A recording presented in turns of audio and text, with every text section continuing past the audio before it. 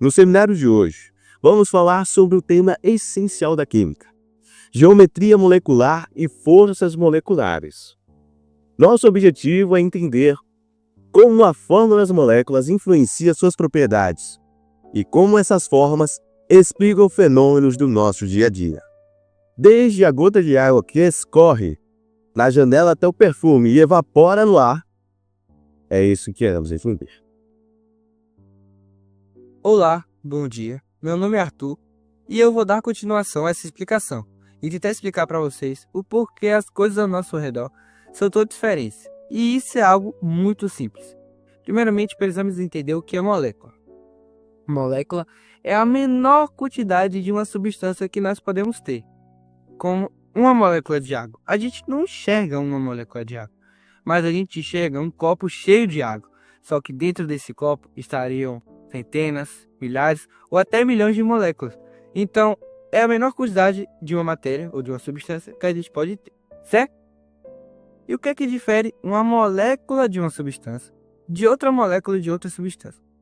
É a forma como os átomos dessa molécula se organizam e a forma como os elétrons da camada de valência desses átomos se repulsam ou se repelem.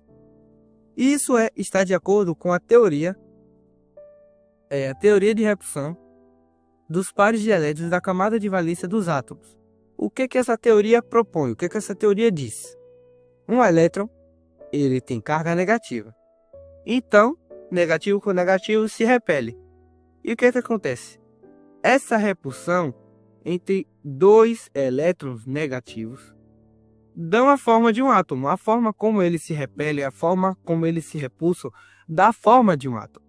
Então, é isso que dá a forma de um átomo, que também acaba dando a forma de uma molécula, entendeu? A gente também pode dar exemplo de duas substâncias, que se a gente for olhar quimicamente, são compostas pelas mesmas substâncias, mas são substâncias diferentes só pela forma como essas substâncias e os átomos e as moléculas dessas substâncias se organizam, que é o etanol e o dimetil-éter. São substâncias praticamente quimicamente quase iguais, só são diferentes pela forma como os átomos se organizam e como as moléculas se organizam e a fórmula dessas moléculas. Também podemos dar exemplo aqui como o metano, que é o CH4. Ele tem uma forma tetraédrica. A água, que é o H2O, tem uma forma angular. E o dióxido de carbono, CO2, tem uma forma linear. Então, o formato da molécula e a forma como os átomos se organizam não é besteira, não é estética. É o que difere uma substância da outra. A geometria molecular também influencia na polaridade das moléculas. Quando a distribuição das cargas elétricas é desigual, a molécula é polar. É o caso da água, onde o oxigênio atrai mais elétrons do que o hidrogênio, dando uma região negativa e outra positiva. Já o gás carbônico, por ser linear, tem suas ligações polares se anulando. Por isso, ele é apolar. Essa diferença explica o famoso ditado da química: semelhante salve semelhante. Substâncias polares salve substâncias polares, assim como a água e o óleo.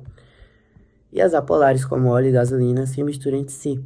É por isso que água e óleo não se misturam. Suas forças intermoleculares são muito diferentes uma da outra. As forças intermoleculares são interações que ocorrem entre moléculas. Existem três tipos de interações: dipolo-dipolo, força de London e força de hidrogênio. A força de London, ela é mais fraca, mas está sempre presente. Ela também é chamada de dispersão e acontece entre moléculas apolares. A dipolo-dipolo ocorre entre moléculas polares, sendo o contrário da força de London. E a ligação de hidrogênio é a mais forte, que ocorre com está ligada a elementos muito electronegativos, como flúor, oxigênio e nitrogênio.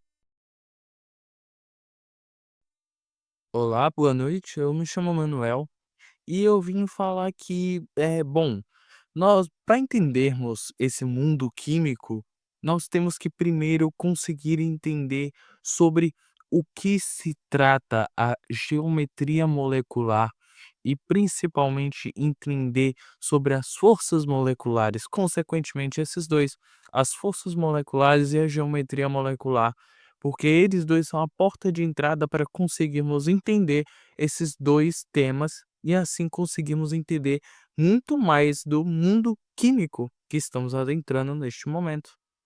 Tanto que essas ideias das forças moleculares, da geometria molecular, né, estão presentes no nosso dia a dia de maneiras que nem percebemos, de maneiras como no comprimido, na formação do comprimido que provavelmente você e eu tomamos de vez em quando, quanto também na formação de novos materiais, é mesmo. É mesmo, pode acreditar, isso está presente nas pequenas coisas que nem percebemos, coisas banais que passam no nosso dia a dia.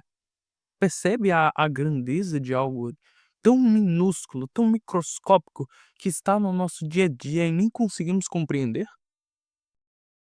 Por exemplo, ao conhecer a polaridade das substâncias, cientistas conseguem desenvolver remédios mais solúveis do corpo humano, ou até tintas que aderem melhor às superfícies. Essas forças explicam fenômenos como o ponto de ebulição, a viscosidade e a solubilidade.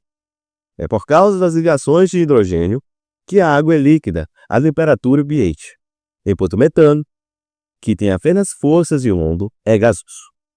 Pequenas forças, grandes impactos.